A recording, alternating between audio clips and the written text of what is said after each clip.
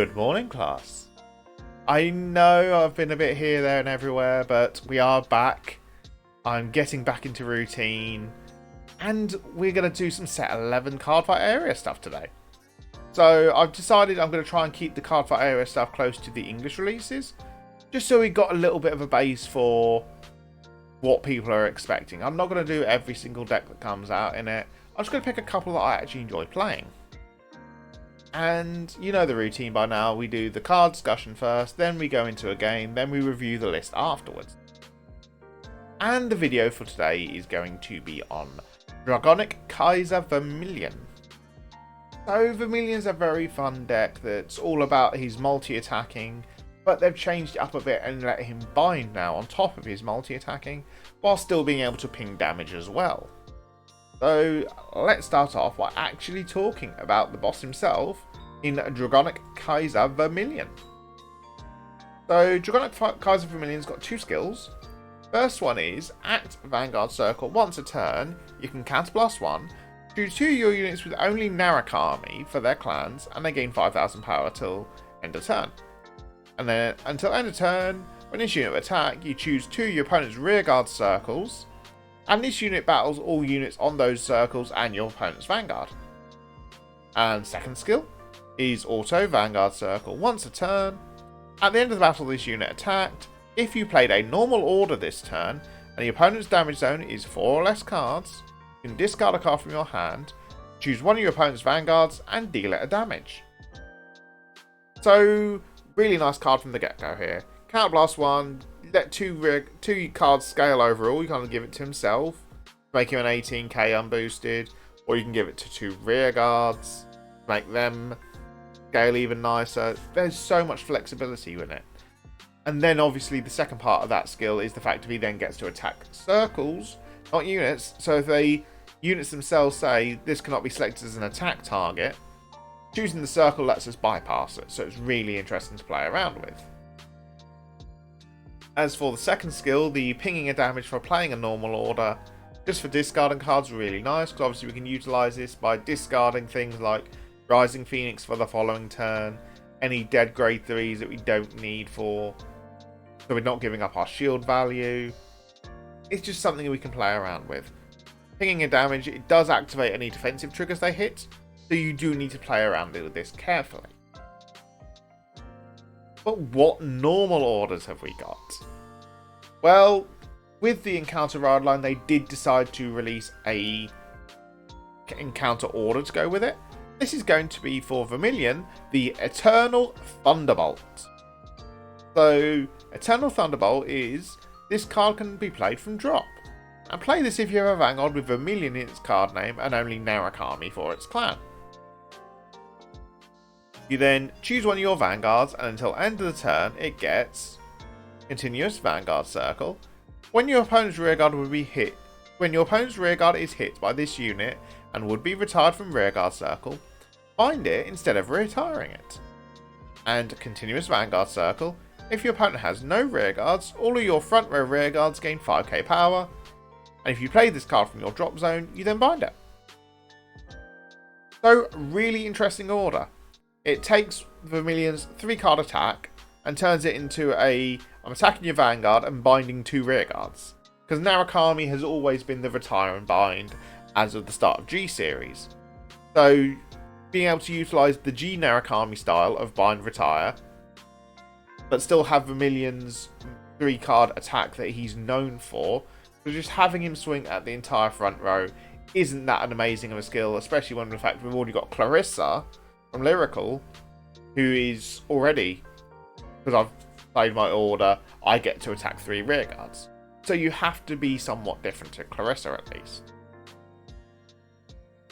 And having the ability to power up from your opponent not having rearguards is really nice as well. And then being able to play it from drop means we can actually discard this as a ride deck target, or as a discard target for Vermillion skill for the following turn. So it lets us utilise this quite nicely.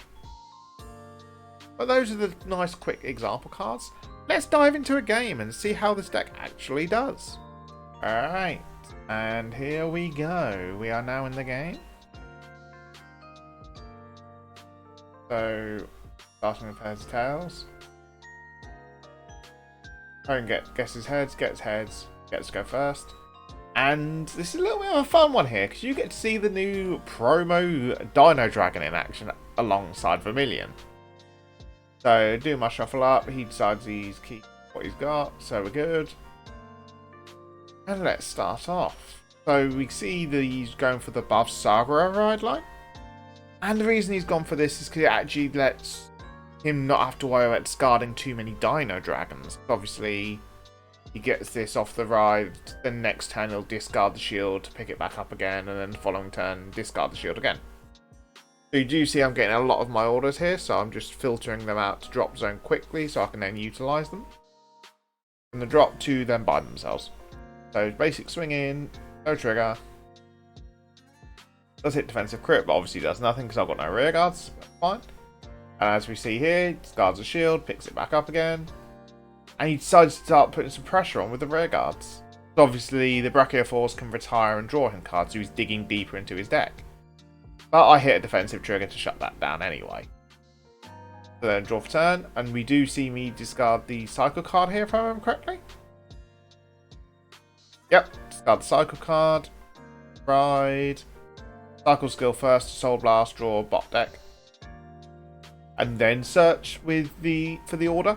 The reason I did it this way around is so obviously then the grade 2 gets shuffled back into my deck. So if I do draw it before my next turn, I can discard it for ride phase again.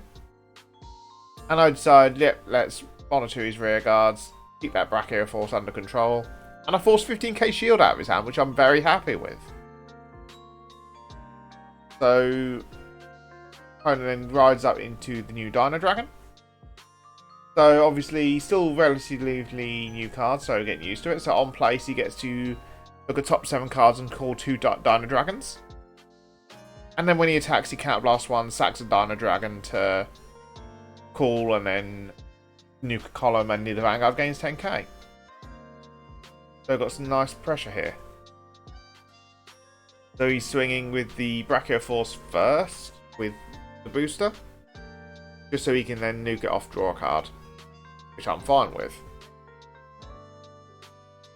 He then swings in with the Vanguard skill, retires the booster, which I'm surprised by. Draws a card, calls a Dino Dragon from hand, and I have an R and just think it's not worth guarding at this point. Yeah, there we go, there's the no guard. First check's a draw, so defensive isn't going to shut down all the attacks now. Second check's no trigger. And I damage check, no trigger. So we do see here, obviously, that's 13k. But it gets better for him, though. Obviously, that now forces the Brachiosaurus up to being a 25k. Which obviously means 20k shield for me. It's not worth guarding, and I just take it. But I do hit the heal. So I do get to heal out the last Vermillion Thunderbolt, so all 4 will end up in drop over time. Talking of that, we do discard the Vermillion Thunderbolt to grab the last Dragonic Kaiser Vermillion. Or I should say, I think it's Crimson. Yeah, Eternal Thunderbolt, sorry. Because they changed it in the English, in the actual TCG. Because they couldn't have the word Vermillion because it could be searched for. So we do then place down the grade 2 from the ride line. Those got the rear guard skill to Soul Charge 1, gain 5k. We then bind the order from drop to give 5k to... No, sorry, it lets me bind the cards I retire. But we then get to do the new cycle card from set 11 as well, because obviously we've played an order the turn, so we get to check top 5, compress a bit further. And we actually get to get another copy of the grade 2 from the ride line to do another soul charge. And just build the soul back up. And Vermillion skill to counterblast 1, give 5k to himself. And I believe I picked the grade 2 for this. Yes, I did. So obviously this now forces 10k shield. Which obviously we saw the draw last turn, so we know who's got it. It then lets you swing with the Vermillion to nuke all the stuff. And I get to actually properly go off. Chooses to no guard. First check's a heal, which does help us get back into the game again. And second check is no trigger. He checks a crit, but that's fine, because obviously we're scaling over anyway. I then use Vermillion skill, discarding the Phoenix to then your damage, and he hits a defensive draw. That still doesn't matter due to the fact that we have got the scaling of Tifa, who gains 5k for each of the open rearguard circles. And we did choose to obviously not use Red River Dragoon because the opponent's not got any rearguards. So it's just not worth it for random Soul Charge 2. So, pass turn there. Now the opponent does get to properly go off now. He's going to get the full effect of the grade 3 boss because I've now got units he can retire. So he does a top 7 check. Not top 5. Yeah, top 7 check, I was right. Pulls out the Crumstego, which then forces me to bind cards from my drop. But that's not too bad because obviously I can utilise it to bind my triggers. Because obviously I am a piece reliant deck. So I do use it, as you can see here, to bind starter and 2 triggers. Because I don't want to lose my Rising Phoenix in the drop zone. So obviously that's my multi-attack enabling. This is where I should have played a bit smarter though. Because yes, I took it anyway, but I could have utilised it to guard with a 15 and intercept. So he's retires not losing me a 5k shield. Obviously now Nick gets to nuke the column, he gets to restand the back row.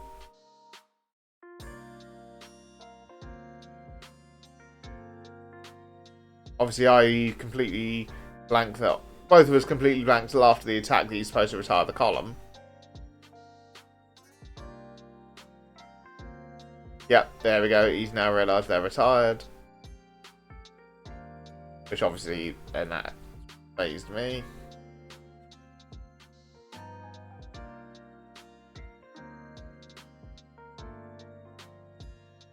Right, so I'll then put 3 there.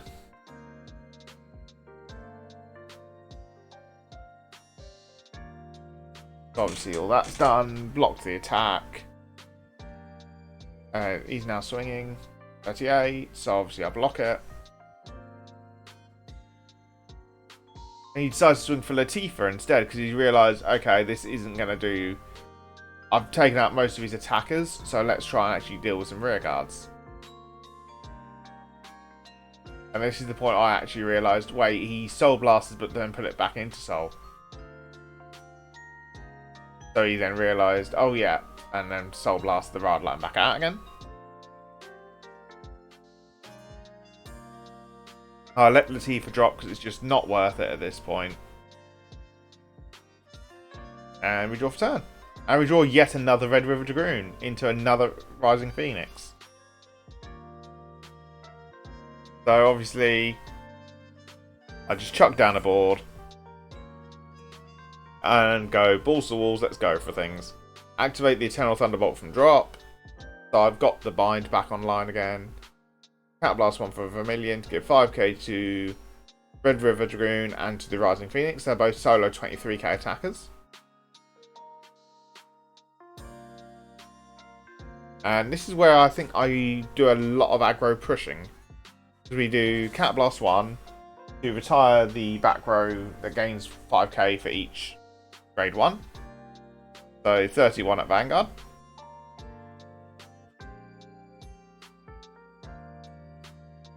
Because what reason I'm doing this is I'm trying to remove all of his resources at this point. He's getting a lot of stuff built up over here. I then swing 23 at the face.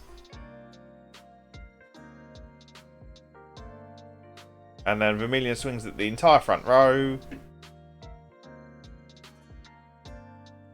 And he perfect guards, which is fine, because I've still got the back row Red River Dragoon to dump the trigger powers onto. First check's no trigger, second check's no trigger. We do Vermillion, guarding the grade 2 to ping him a damage and he heals, which is a bit of a shame. But I then get to use the Rising Phoenix in the drop, because obviously his rear guards got bound by my card effect. And I now get to swing in for 26k at the Vanguard. And still get to use Red River Dragoon to snipe out the restanding back row. Though my opponent's losing a lot of resources out of this. I've ended up in a better position at this point now, because obviously he's got no Stoner Riding hat. Well, he top decks it, but he's got no actual back row rear guards to apply any form of a pressure. So he is reliant on that top 7 check, which he does get a Brachio Force and the grade 1. Does cool down the Tri-Bash, because obviously he's going to try and push for getting it into Soul, which at this point he needs to nuke a lot of my rear guards to do. But because of the column wipe that you get from card, it makes sense. So he's going to swing in here. I'm going to no guard that because it's just not worth it.